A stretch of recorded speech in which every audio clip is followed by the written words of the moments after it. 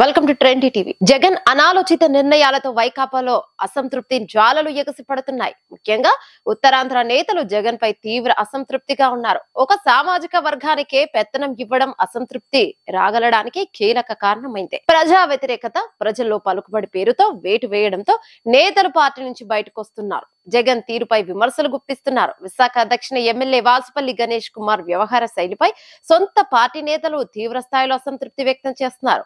మరోసారి వాసుపల్లికి టికెట్ ఇస్తే పార్టీని వీడతామంటూ ఇప్పటికే కార్పొరేటర్లు రాజీనామాలకు సిద్ధమయ్యారు. గాజువాకలో ఎమ్మెల్యే నాగిరెడ్డి స్థానంలో ఊరుకోటి రామచంద్రరావును నియమించడంతో అక్కడ వర్గ విభేదాలు బగ్గుమన్నాయి. ఇరు వర్గాలు ఎవరికి వారే అన్నట్టుగా పార్టీ కార్యక్రమాలు నిర్వహిస్తున్నాయి.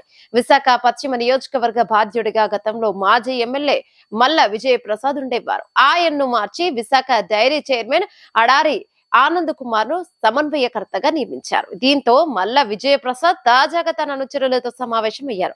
వైకాపాను వీడే ఆలోచనలో ఉన్నట్లు ప్రచారం జరుగుతోంది. విజయనగరం జిల్లా రాజాం వైకాపా సిట్టింగ్ ఎమ్మెల్యే కంబాల జోగులను జాపాకాయరావుపేట సమన్వయకర్తగా నియమించారు. ఇకతలే రాజేష్ ను రాజాం వైకాపా నియోజకవర్గ ఇన్ఛార్జిగా పార్టీ అధిష్టానం నియమించింది. ఈ నియామకాన్ని మండల స్థాయి నాయకులు వ్యతిరేకిస్తున్నారు. ఎస్ కోట నియోజకవర్గంలో ఎమ్మెల్యే కడుబండి శ్రీనివాసరావు, ఎమ్మెల్సీ ఇందుకుమారి రఘురాజుల మధ్య విభేదాలు ధారా స్థాయికి వెళ్లాయి. పాడేరు ఎమ్మెల్యే భాగ్యలక్ష్మి అరకు ఎంపీ స్థానానికి ఎంపీ, ఆమె స్థానంలో విశ్వేశ్వర రాజును ఇన్ఛార్జిగా నియమించారు. దీంతో ఆ సీటుపై ఆశ పెట్టుకున్న మాజీ మంత్రులు, వారి వారసులు భంగపడ్డారు. పార్టీని వీడేందుకు నిర్ణయించుకున్నట్లు సమాచారం. అరకు సిట్టింగ్ ఎమ్మెల్యే చెట్టి ఫాల్గునాకు మొండి చేయి చూపి ఎంపీ గొడ్డేటి మాధవిని తెచ్చిపెట్టడంతో స్థానిక ఆశావాహులు బగ్గుమన్నారు. శ్రీకాకుళం జిల్లా పాతపట్నం ఎమ్మెల్యే రెడ్డి శాంతి, తూర్పు కాపు చైర్మన్ శ్రీకాంత్ వర్గాల మధ్య విభేదాలున్నాయి. పలాస నియోజకవర్గంలో మంత్రి సీదిరి అప్పల్ రాజుకు అసమ్మతి సెగతగులుతోంది. కష్టకాలంలో పార్టీ కోసం పనిచేసిన కార్యకర్తలను జగన్ కు పరిచయం చేసేందుకు ఏడాదిన్నరగా ప్రయత్నిస్తున్నా అవకాశం రాలేదని, తిట్టడం చేతగాకే వైకాపాలో వెనకబడినట్లు భావిస్తున్నానని వైకాపా విశాఖ జిల్లా అధ్యక్ష పదవికి రాజీనామా చేసిన సమయంలో పంచకర్ల రమేష్ బాబు ఆరోపించారు.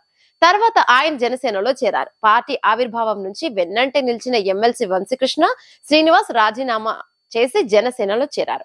సీఎం జగన్ తనకు కనీసం అపాయింట్మెంట్ ఇవ్వలేదని, తన గనులకు జరిమానా విధించినా పట్టించుకోలేదని ఆరోపించారు. ముఖ్యమంత్రి జగన్, ఆయన కుటుంబ సభ్యులు, పార్టీ ముఖ్యులకు అత్యంత సన్నిహితంగా ఉండే ఏపీ బ్రాహ్మణ కార్పొరేషన్ మాజీ చైర్మన్ సీతంరాజు సుధాకర్ సైతం పార్టీకి రాజీనామా చేశారు.